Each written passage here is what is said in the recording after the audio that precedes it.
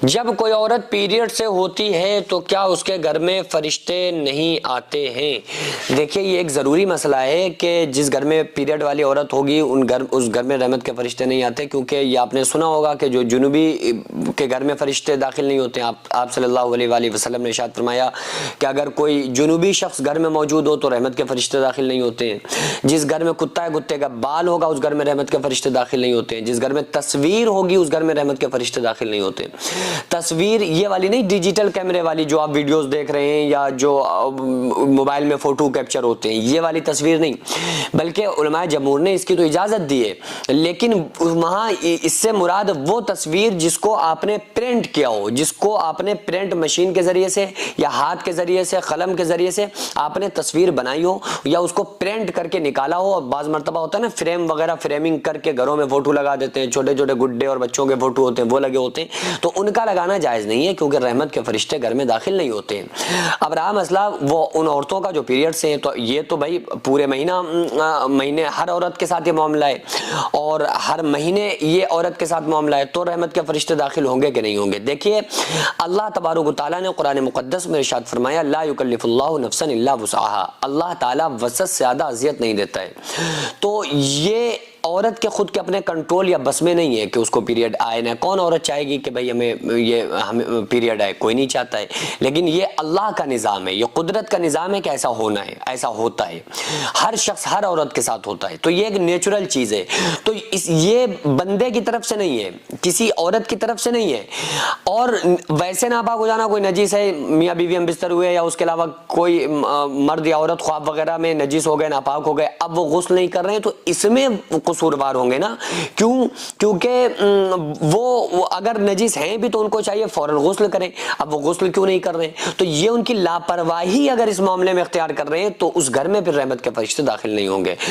अब अगर कोई औरत, एग्जाम्पल, किसी औरत की आदत है 3 दिन या 5 दिन, एक तो बड़ी अजीब बात यह कि कुछ औरतों के अंदर ये बात उनके दिमाग में बैठी हुई है कि औरत पाक 7 दिन में होती है। ऐसा हरगिज नहीं है भाई। अगर किसी औरत की आदत 4 दिन की है कि 4 दिन उसको पीरियड आता है, 4 दिन ब्लीडिंग होती है, उसके बाद उसको पीरियड आना बंद हो जाता है, तो वो 4 दिन के बाद फिर वो गुस्ल कर ले। जब पीरियड आना बंद हो जाए उसके ऊपर गुस्ल फर्ज है। अब वो 7 दिन का इंतजार ना करे। 6 दिन किसी की आदत है तो 6 दिन, वो 7वें दिन का इंतजार ना करे। कम से कम मुद्दत इसकी 3 दिन होती है, ज्यादा से ज्यादा इसकी मुद्दत 10 दिन होती है। 3 दिन से कम या 10 दिन से ज्यादा अगर किसी को पीरियड आ रहा है तो फिर वो बीमारी समझी जाएगी। अब बाज औरतें ये समझती हैं कि अगर हमें भले वो 3 दिन में या 4 दिन में पीरियड आना बंद हो जाए, लेकिन हम जो पाक होंगे वो 7 दिन में ही होंगे, हम पाकी से 7वें दिन नहाएंगे। जबकि ऐसा नहीं है। जिस दिन जब पीरियड आना बंद हो जाए आदत के मुताबिक, तो उसी वक्त आपको गुस्ल करके आपके ऊपर नमाज फर्ज हो जाती है वहां से। अब बिला वजह कोई औरत देरी कर रही है, एग्जाम्पल, आज किसी औरत को ब्लीडिंग होना बंद हो गई, आज कोई औरत पीरियड से फारिग हो गई, अब वो आज को कल पे डाल दे कि नहीं अब हम गुस्ल नहीं करेंगे, अब हम कल गुस्ल करेंगे, कल हम नहाएंगे, तो ये जो रात की नमाजें छूटी हैं और ये जो जुनूबी रही है औरत जानबूझकर, इसमें वो औरत गुनाहगार होगी। अब अगर मियाँ बीवी ने हम बिस्तरी के वो कहा कि अब हम भाई कल शाम में गुस्ल करेंगे, तो अब उनकी फजर, जोहर, असर सब कज़ा हुई, इस हालत में वो गुनाहगार होंगे और रहमत के फरिश्ते दाखिल नहीं होंगे।